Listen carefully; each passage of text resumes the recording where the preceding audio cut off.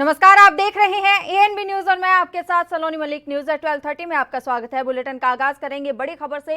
राहुल गांधी ने एक बार फिर से केंद्र सरकार पर हमला बोला है, अर्थव्यवस्था के मुद्दे पर ट्वीट किया है और सरकार को घेरा है।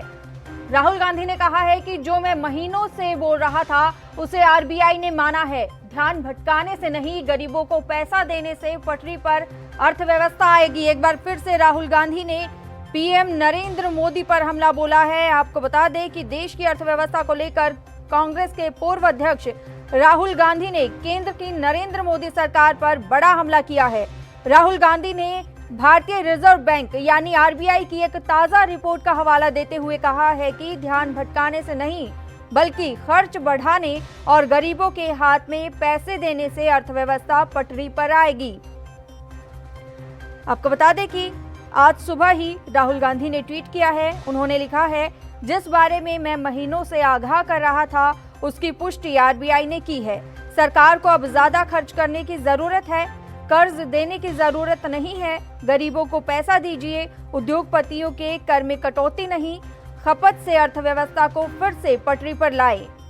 इसी के साथ ही आपको बता दें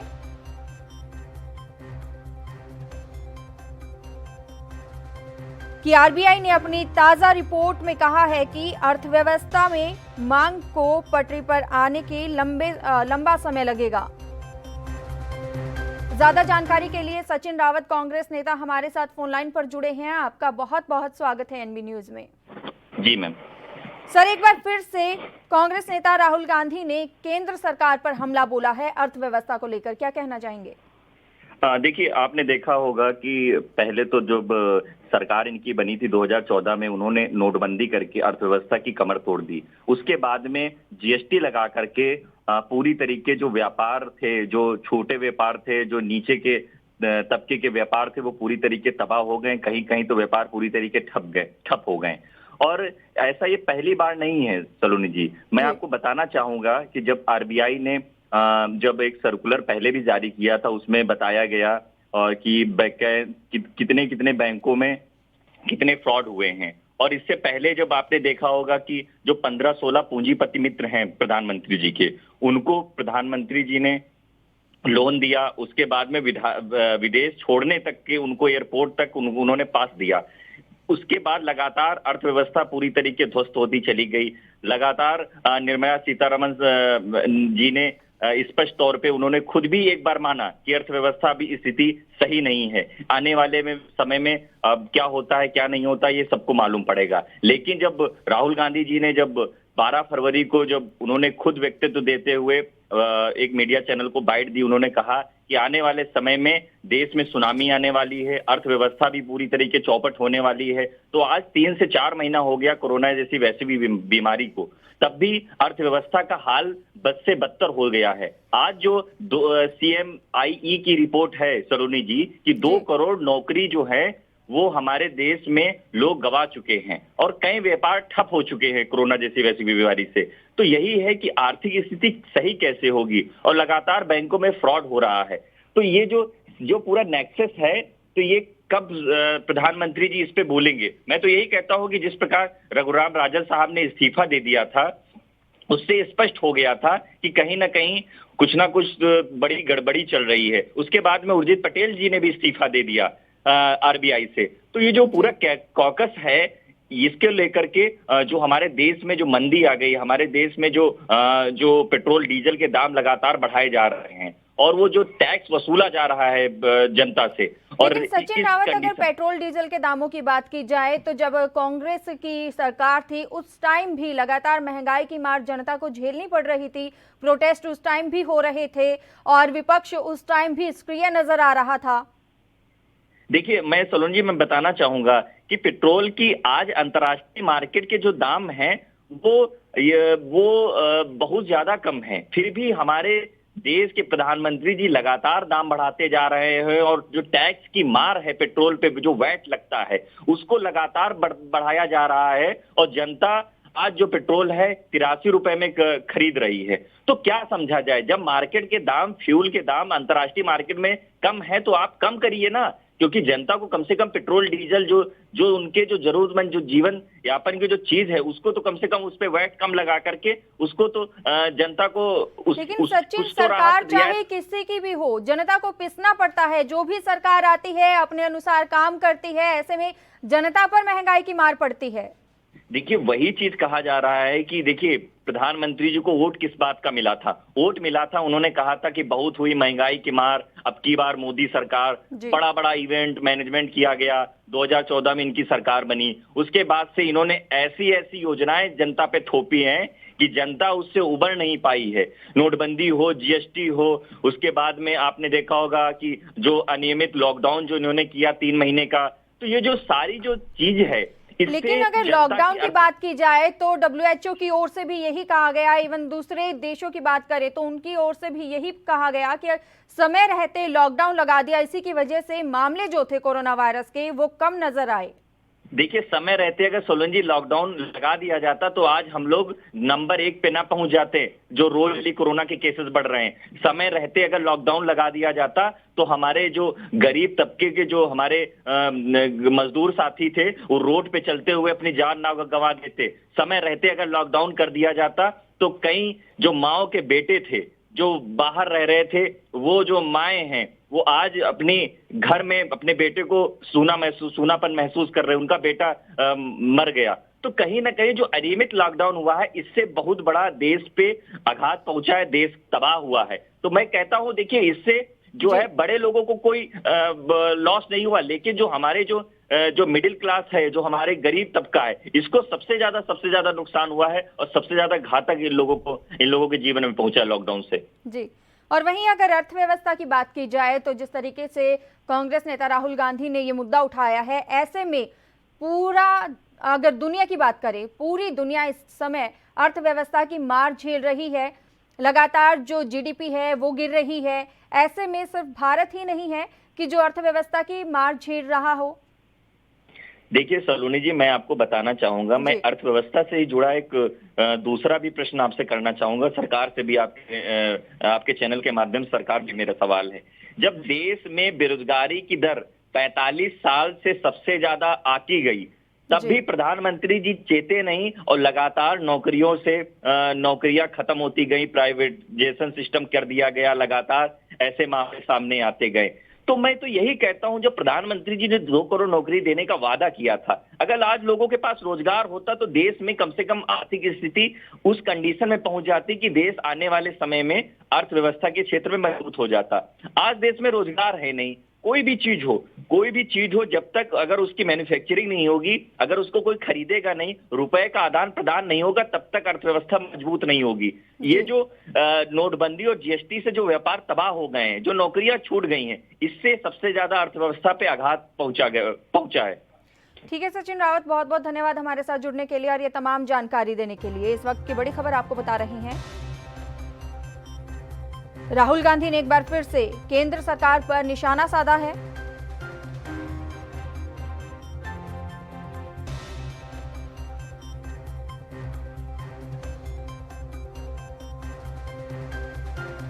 आपको बता दें कि कांग्रेस नेता का कहना है कि वे जिस खतरे के बारे में कई महीनों से आगाह कर रहे थे, उसे अब भारतीय रिजर्व बैंक यानी आरबीआई ने माना है। राहुल गांधी ने एक ट्वीट किया जिसमें उन्होंने कहा कि आरबीआई ने अब पुष्टि कर दी है कि जिसकी मैं महीनों से चेतावनी दे रहा हूं, सरकार को अब ज्यादा खर्च करने की जरूरत है, कर्ज देने की जरूरत नहीं है। गरीबों को पैसा दे, उद्योगपतियों का टैक्स मत माफ कीजिए, खपत के जरिए अर्थव्यवस्था को दोबारा शुरू करें। ये सभी बात कांग्रेस नेता राहुल गांधी ने कही है।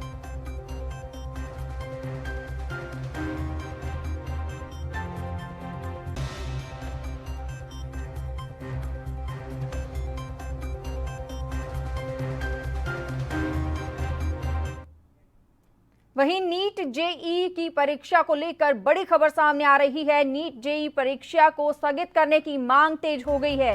एनएसयूआई के नेताओं की भूख हड़ताल शुरू हो गई है। कई मंत्रियों समेत आपको बता दें कि परीक्षा स्थगित करने की अपील की जा चुकी है। इस वक्त की बड़ी खबर आपको बता रहे हैं। नीट जेईई की परीक्षा के लिए अब एनएसयूआई ने मोर्चा संभाल लिया है। एनएसयूआई की ओर से मांग की जा रही है कि जो नीट और जेईई की परीक्षाएं हैं वो स्थगित कर दी जाए। इसी के साथ ही आपको बता दें कि परीक्षाओं को स्थगित करने के लिए कई नेता भी सरकार से अपील कर चुके हैं। ज्यादा जानकारी के लिए राजीव तिवारी हमारे साथ फोन लाइन पर जुड़े हुए हैं। राजीव तिवारी, नीट और जेईई परीक्षा स्थगित करने के लिए एनएसयूआई अब धरना प्रदर्शन कर रही है और भूख हड़ताल पर चली गई है। देखिए, बिल्कुल बता दें, जिस तरीके से लगातार एनएसयूआई के जो स्टूडेंट हैं वो लगातार मांग कर रहे थे कि परीक्षाएं रद्द की जाए, मगर कहीं ना कहीं सरकार अपने अड़ियल रवैये पर अड़ी हुई थी। और कहीं ना कहीं ये जरूर है कि जिस तरीके से एनएसयूआई अपनी तरफ से मांग कर रहा है, लगातार करता चला रहा है, कहीं ना कहीं प्रदर्शन भी किए हैं, तो उसी को लेकर अब एनएसयूआई के जो बड़े नेता हैं या फिर कांग्रेस के जो बड़े नेता हैं वो कहीं ना कहीं प्रदर्शन में शामिल हो चुके हैं और लगातार मांग कर रहे हैं कि इस परीक्षा को रद्द कर दी जाए। मगर कहीं ना कहीं ये जरूर है, जिस तरीके से परीक्षाएं रद्द करने की जगह कह सकते हैं कि ये कहा जा रहा है कि परीक्षाएं होंगी और कहीं ना कहीं ये डामाडोल जो हो रहा है इसके बीच में वो स्टूडेंट फंस रहा है, क्योंकि जिनकी परीक्षाएं होनी थी, ये जो जो व्यक्ति जो कह सकते हैं जो स्टूडेंट पढ़ रहा था, मगर कहीं ना कहीं जब इस तरीके की परिस्थिति बनेगी तो कहीं ना कहीं दिक्कतें स्टूडेंटों को ये आएंगी और कहीं ना कहीं एनएसयूआई उनकी आवाज उठा रहा है। क्योंकि जिस तरीके से कोरोना महामारी के बीच में कहीं ना कहीं पढ़ाइयां रुक गई है और कहीं ना कहीं स्कूल कॉलेज हर तरीके से बंद कर दिए गए थे, तो कहीं ना कहीं ये जरूर है हर तरीके से परीक्षाएं जरूर रुक गई है, क्योंकि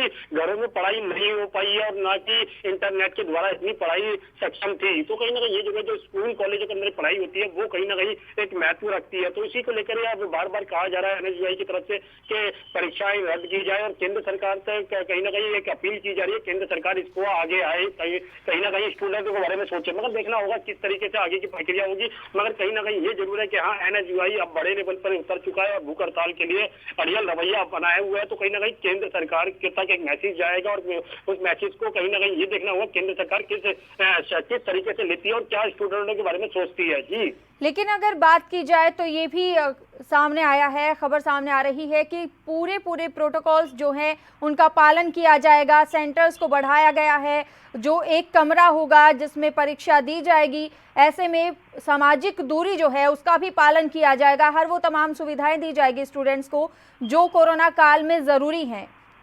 देखिए, एक चीज तो स्पष्ट है, केंद्र सरकार अपनी तरफ से स्पष्ट कर चुके हैं कि शिक्षा एक ऐसा माध्यम है जो हर स्टूडेंट का हक है और उसी के लिए मद्देनजर रखते हुए कि गाइडलाइन जो बनाई गई है वो कहीं ना कहीं एक अहम रोल निभाती है। क्योंकि उन्होंने कहा है पहले कि जो क्लासरूम होंगे यानी कि जहाँ पे एग्जाम होंगे वहाँ पे दूरियां बनाई जाएंगी और कहीं ना कहीं ये जरूर है सोशल डिस्टेंसिंग का पालन करने के लिए कहा गया है। मगर देखना होगा कि हर प्रक्रिया किस तरीके से कारगर होगी, क्योंकि लगातार जो कोरोना महामारी के बीच में हमने सबों को देखा था कि लोगों को समझाने की कोशिश की थी, सोशल डिस्टेंसिंग का पालन करने के लिए कहा गया था, मगर कहीं ना कहीं उल्लंघन भी हुआ था। शायद स्टूडेंट उसी खतरे से भाग के उसी को मद्देनजर रखते हुए यही आवाज उठा रहे हैं कि जो परीक्षाएं होंगी वो शायद सोशल डिस्टेंसिंग का पालन नहीं कर पाएंगे और जो पढ़ाइयां रुक गई थी यानी कि जो बच्चों की पढ़ाइयां थी वो रुक चुकी है और कहीं ना कहीं एकदम से उनके ऊपर एग्जाम का जो प्रेशर पड़ेगा वो कहीं ना कहीं दिक्कत होगी। शायद उसी को मद्देनजर रखते हुए भी स्टूडेंट अपनी आवाज उठा रहे हैं और कहीं ना कहीं एनएसयूआई उनकी आवाज को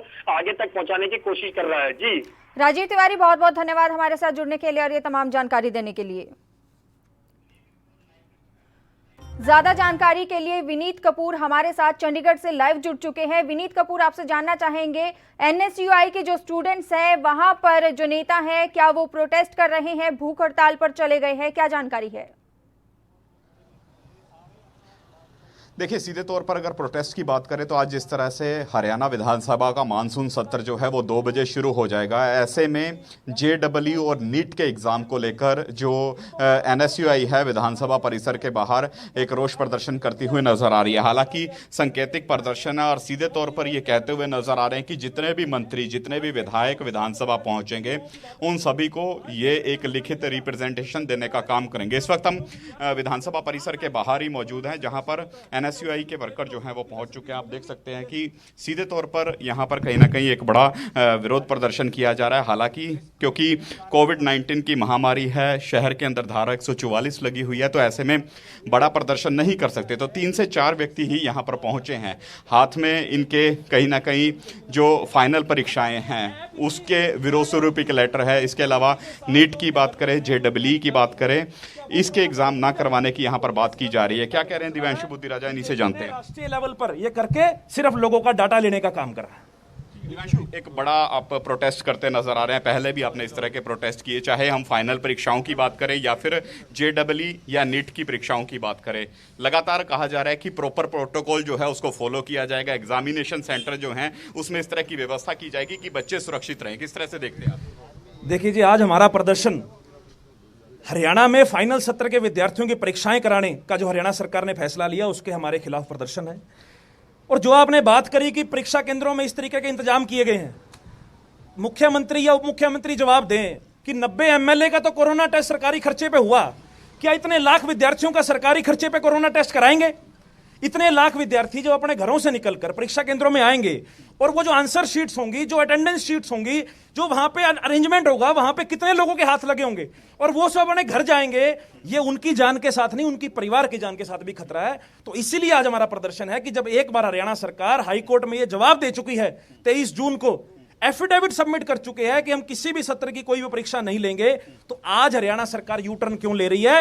हरियाणा सरकार क्यों फाइनल सत्र के विद्यार्थियों को मौत के कुएं में धकेलने का काम कर रही है? इसलिए आज हमने एक मांग पत्र के माध्यम से हरियाणा के सभी एमएलए जो यहां से गुजरेंगे उन सभी को एक मांग पत्र हरियाणा के छात्रों की तरफ से देंगे कि मॉनसून सेशन में हरियाणा के विद्यार्थियों की आवाज उठाएं और यह तुगलकी फरमान हरियाणा सरकार वापस ले। लेकिन दिव्यांशु, ये कहा जा रहा है कि अगर फाइनल की परीक्षाओं में बच्चों को बिना परीक्षा के आगे प्रमोट कर दिया जाता है तो उनकी डिग्री के ऊपर आने वाले दिनों में सवाल खड़े होंगे कि क्या ये डिग्री जो है वैलिड भी है या फिर नहीं। आप एक बात का जवाब दीजिए, मेरी 3 साल की डिग्री है, क्या यूजीसी ये कहती है कि पहले साल की डिग्री की वैल्यू या दूसरे साल की डिग्री की वैल्यू तीसरे साल से कम होती है? ये सिर्फ ढकोसले हैं अपना फैसला मनवाने के लिए, अपने तुगलकी फरमान मनवाने के लिए। ये इलॉजिकल जो रीजंस हैं ये हरियाणा सरकार पेश कर रही है। अगर ऐसा है तो हरियाणा सरकार ने हाईकोर्ट में क्यों 23 तारीख को यह जवाब पेश करा? क्यों हरियाणा सरकार ने एक बार इतने लाख विद्यार्थियों की जो है उम्मीद बंधवाई? आज हरियाणा के अंदर, हरियाणा का नहीं, ऑल ओवर इंडिया से, इवन मैं कहूंगा कि फॉरेन से भी स्टूडेंट्स हरियाणा के अंदर पढ़ते हैं। क्या हरियाणा सरकार उनका अरेंजमेंट करेगी आने का? क्या हरियाणा सरकार सभी विद्यार्थियों के कोरोना टेस्ट करवाएगी? तो ये सारे सवाल लेकर आज हम विधानसभा गेट पे पहुंचे। अगर अब भी आपकी इन डिमांड्स को नहीं माना जाता, आने वाले दिनों में क्या रणनीति रहने वाली है? देखिए जी, इसके खिलाफ हमारा हाईकोर्ट में भी हरियाणा सरकार के खिलाफ केस चल रहा है। आज हमारा बड़ा ही शांतिपूर्वक यहाँ प्रदर्शन रहा है।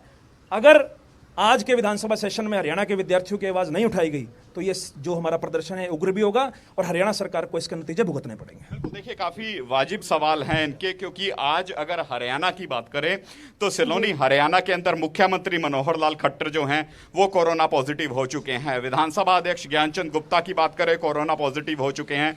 इसके अलावा कृषि मंत्री जेपी दलाल की बात करें, परिवहन मंत्री मूलचंद शर्मा की बात करें, ये सभी पॉजिटिव हो चुके हैं। इसके अलावा तकरीबन आधा दर्जन से ज्यादा विधायक जो हैं वो पॉजिटिव हो चुके हैं। तो ऐसे में बच्चे कितने सुरक्षित है जो परीक्षा केंद्रों में जाएंगे? क्या वहां पर इतने इंतजामात हो पाएंगे कि सभी बच्चे सोशल डिस्टेंसिंग का पालन करें? और ये कहां की श्योरिटी है कि वहां पर जो मटेरियल आएगा वो सारा का सारा मटेरियल जो है वो कोरोना मुक्त होगा? तो इसी वजह से सवाल उठाए जा रहे हैं, विरोध प्रदर्शन होता हुआ नजर आ रहा है। हालांकि यह सांकेतिक प्रदर्शन इनकी तरफ से यहां पर किया गया है। जिस तरह से आप देख सकते हैं सड़क के एक किनारे ये खड़े हैं सभी के सभी एनएसयूआई के वर्कर जो हैं और लिखित रिप्रेजेंटेशन लेकर यहां पर पहुंचे हैं।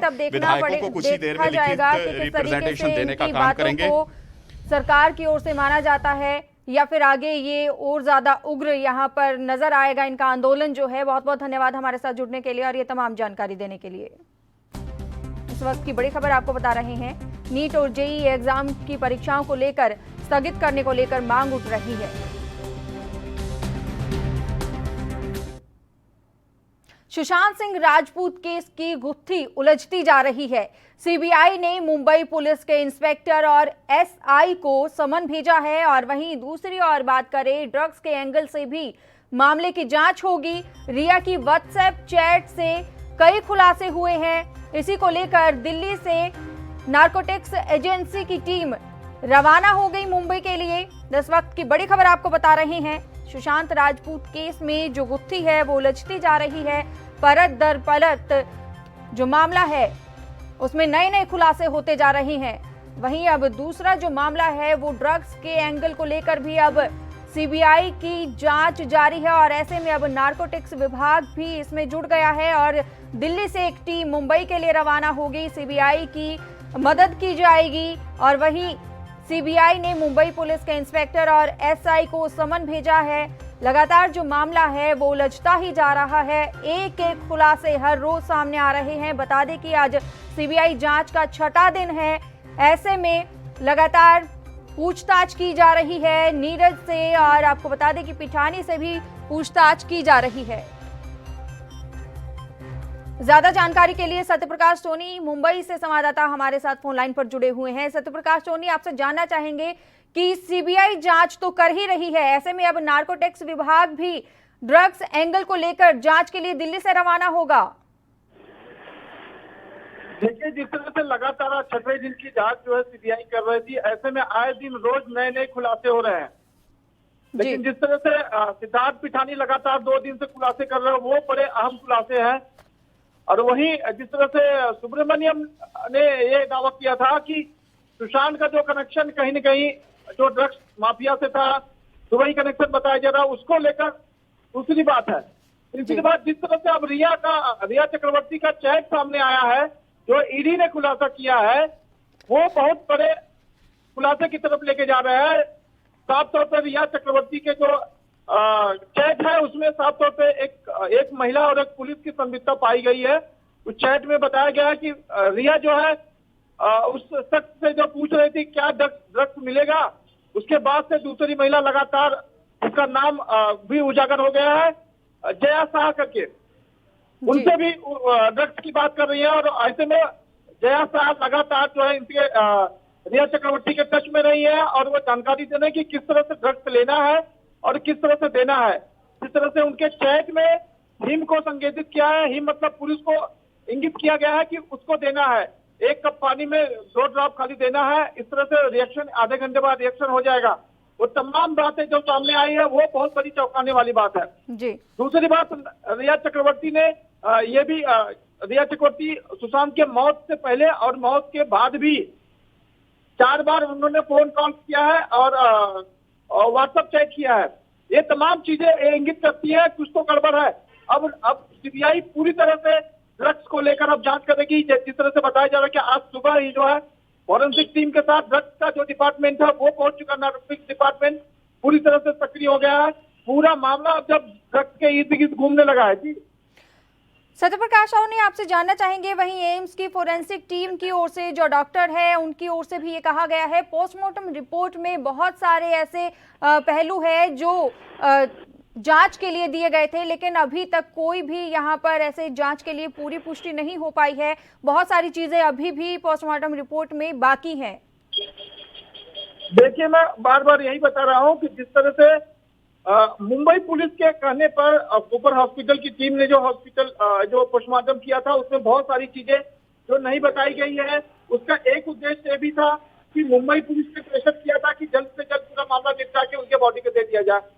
दूसरी तरफ पीएम रिपोर्ट के दौरान काफी लेट किया गया था, 10 से 12 घंटे बाद किया गया था मौत के, वो करने के विलंब हुआ। इसमें सारी चीजें जानकारी खुल के नहीं बाहर आई है। फॉरेंसिक टीम बार बार ये कर रही है कि दोबारा से पूरी चीजें जो है बड़े गहन तरीके से देखनी चाहेगी। उसके लिए भी सीबीआई जो है अब एक नजर बनाई हुई है लगातार। अगर नार्कोटिक्स विभाग की बात की जाए तो क्या लगता है कि कब तक नार्कोटिक्स विभाग दिल्ली की से जो टीम आनी है वो कब तक आ जाएगी? देखिए, आज दोपहर 1 बजे तक बताया जा रहा था कि 1 बजे तक जो नार्कोटिक्स की टीम पहुंच जाएगी। हालांकि जिस तरह से मुंबई का मौसम है, उस तरह से कहना थोड़ा जल्दबाजी हो जाएगी, लेकिन आज जो है नार्कोटिक्स डिपार्टमेंट इस पूरे मामले का हैंडओवर लेकर जांच करना शुरू कर देगी। सत्यप्रकाश सोनी, बहुत बहुत धन्यवाद हमारे साथ जुड़ने के लिए और ये तमाम जानकारी देने के लिए। इस वक्त की बड़ी खबर आपको बता रहे हैं, दिल्ली से रवाना होगी नार्कोटिक्स एजेंसी की टीम। जो ड्रग्स का एंगल है उसको लेकर भी पूछताछ करेगी। सीबीआई लगातार पूछताछ कर रही है, जिसका आज 6वां दिन है।